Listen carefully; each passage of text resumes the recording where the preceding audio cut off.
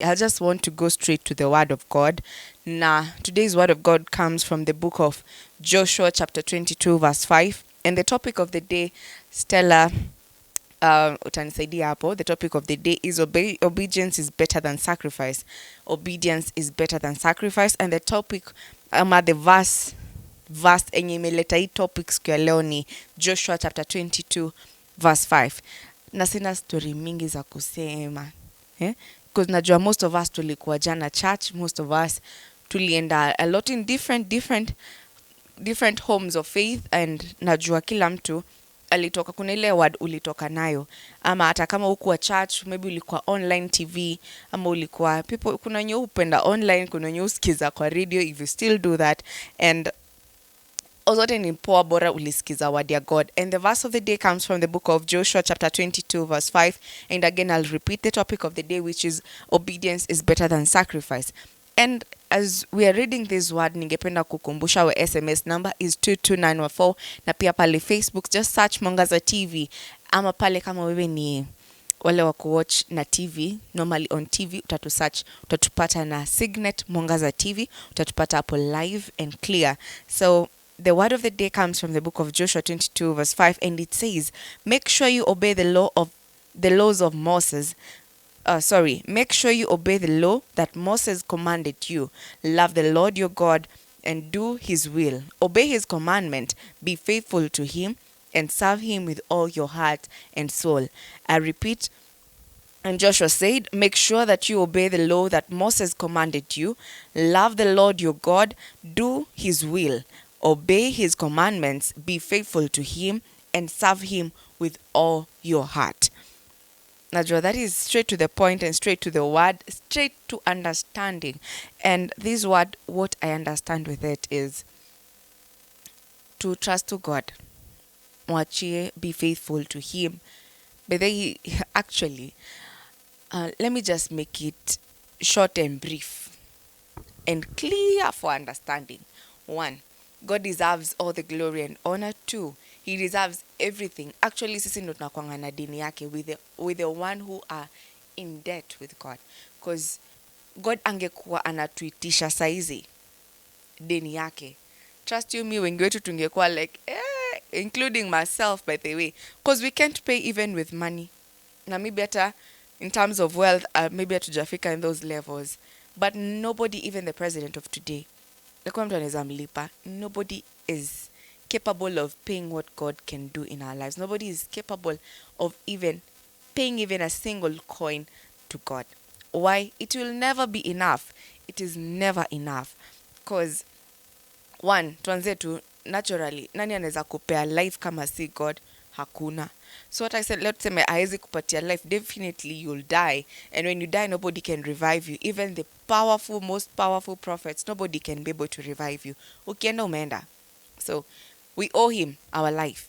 We owe him the breath that we breathe in. Because tunajuanga hata oxygen zinatumika hosi ziuisha na wanaenda wana refill.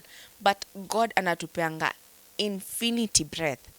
Una breathe in, una breathe out. Usiku mchana 24/7 system yako ina work. Hakuna time system yako ime shut down. Because iki shut down ni hivyo. But every day, every night, every second, millisecond, we're always breathing. Our function, our body parts are functioning properly. Hata kuenda, sorry to say, but kuenda hata msalani, by the way, it is taking the God's hand. Kwa sababu kuna wenye wako hosi saizi ICUs because they cannot be able to excrete. Their way of excreting haiwezi function. And even with those small things, hizo tunaona kama kawaida things, hapana, haiwezi function bila God. So me and you, we owe him gratitude. We owe him a lot of thanks. A lot of, actually, tuko na deni, by the way, my friends, tuko na madeni kwa God. And because we cannot pay him, the only way we can pay him is by 1, obeying Moses' commandments, because it's God who gave these laws to Moses. Najua tulikuwa tunazimba sana tukiwa high school, and there are 10 commandments.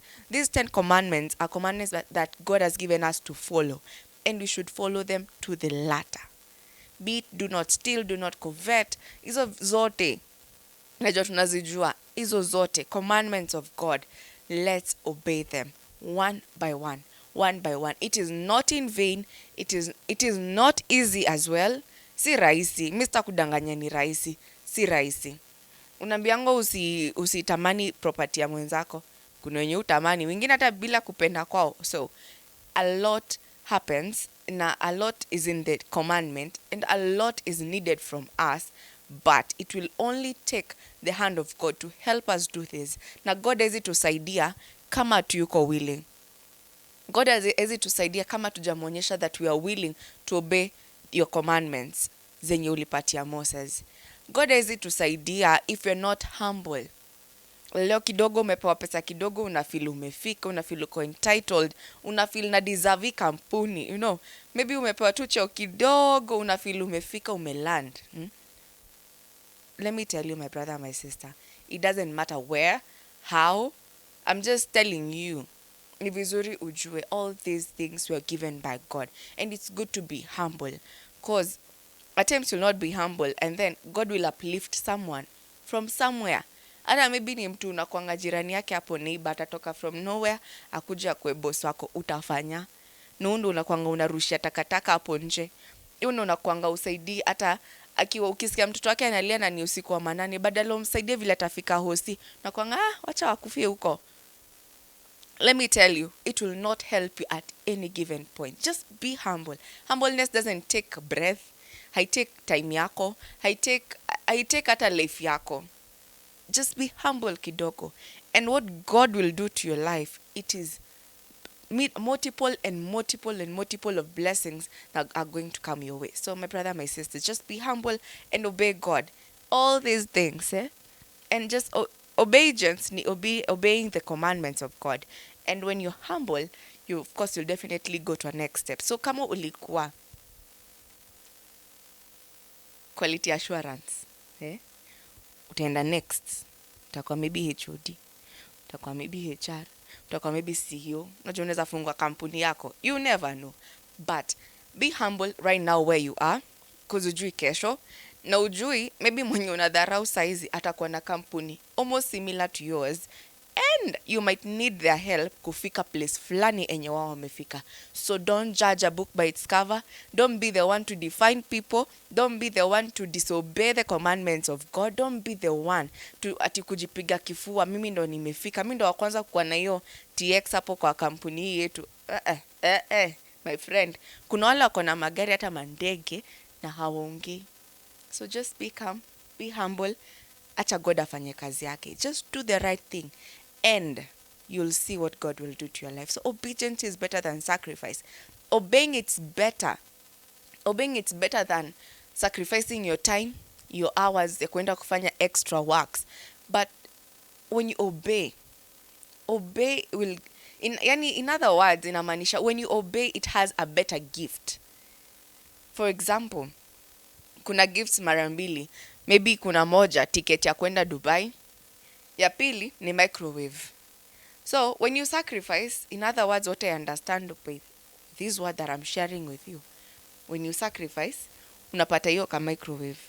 But ukiobey, utapata hiyo ticket ya kwenda Dubai. So it is you, my brother and sister, just choose by actions, obeying, being humble, trusting God, kuacha kujipiga kifua.